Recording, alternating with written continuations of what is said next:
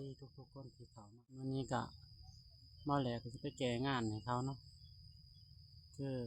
ไปแก่โครงราคาให้เขายิงกันสาดไปซะเพราะว่าเหตุงานเขากับพัฒนาแล้วนะทุกคนเรียกว่าไปแก่งานเขาก่อนมันเลยเป็นซ้อมมากกับทาทีมงานเขาเป็นผู้กับเป็นผู้นำทีมงานนั่นนะ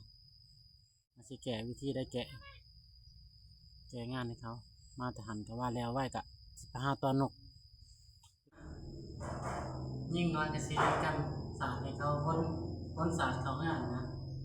แต่ว่างานกับงานเขาบ่ได้เฮ็ดว่าอย่างนี้แต่ว่าดูมีพวกขึ้นซอยพอดีเจ้าของงานเพิ่นมานะแต่เพิ่นมาเลยใส่เจ็บ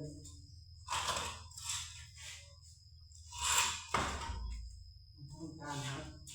แอบครับ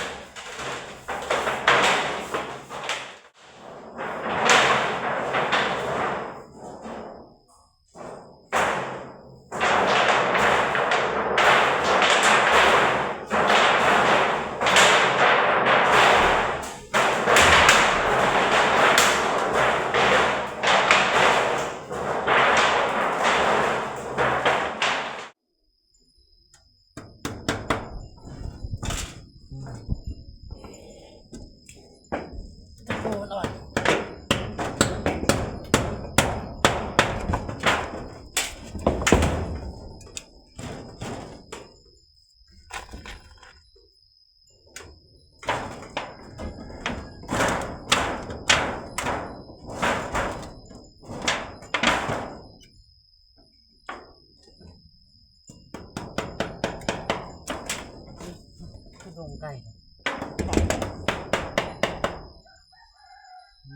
ตัวคนของไม่ได้ครับดีมาก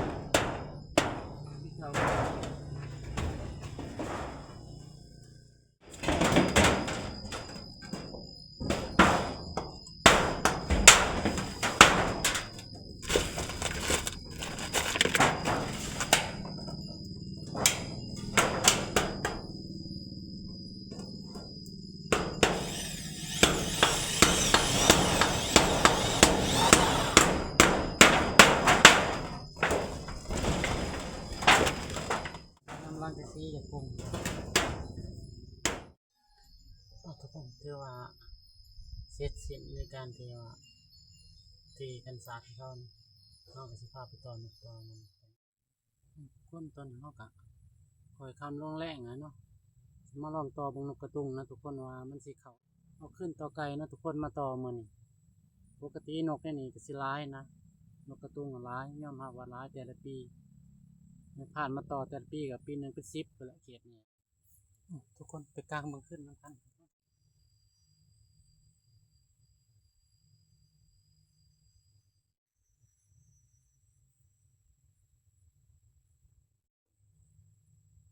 เบิ่งทุกคน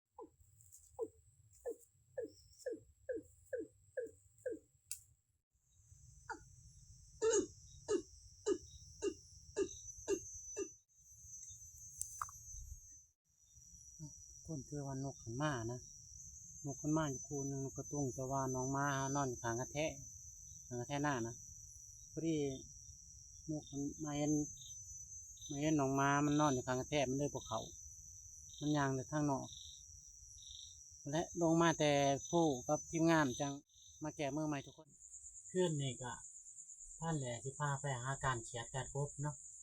เพราะว่าสิหากินในคนทางบ้านความทีมงานนะคนหาอยู่หากินนะทุกคนไปหลุดเหมือนกันว่าสิได้บ่ได้กบเขียดขึ้นฝนก็บ่ตกดอกนี่ในพื้นที่เรียบร้อยทุกคนตัวแรกเขียดทุกคนไปกันไปหาครัวแรกในถึงผู้กะสิจับสัมพออยู่พอกินให้คนทางบ้านเนาะตัวหนึ่งนี่ทุกคน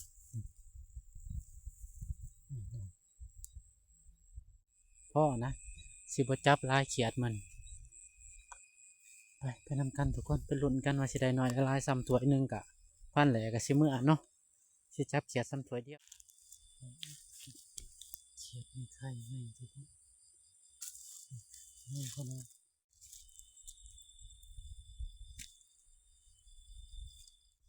เขียดแม่ไข่มากใหญ่มันทุกคน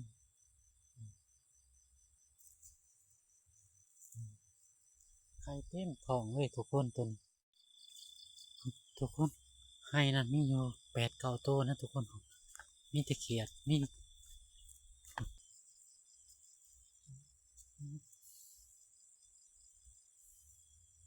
โอ้เต้นไปน้ำนะทุกคนเต้นน้ำเลยเอาไม่กี้เอาไม่กี้เอาเขียดกี้ไปทุกคนตอนฮักมาจับเขียดตอนฮักสิเมื่อเพราะเดือนมันแจ้งเขียดไปสิได้จะประมาณโลหนึ่งนะทุกคนเขียดก็สั้นนะทุกคนประมาณนี้แหละทุกคนเพราะว่าเราใส่เวลาอยู่ประมาณครึ่งชั่วโมงเนาะที่ว่าออกไปการนะไปการเขียดการกบที่ในผ่านไปบางอย่างเนี่ยแต่ว่าคนบริโตกได้มันก็เลยกบเขียดบุค่อยออกนะกับเดือนกระแจงนี่เรียกว่าได้เพราะพันนี้เลยทุกคนอื่นห้าก็ต้องตื่นแต่เศร้าไปห้าโปมน้ำไทยหน้าวานกะถาทีมงานเพิ่นโทรมาจะได้ออกไปลัดออกไปขวดแล่นตอนไหนเนาะทุกคน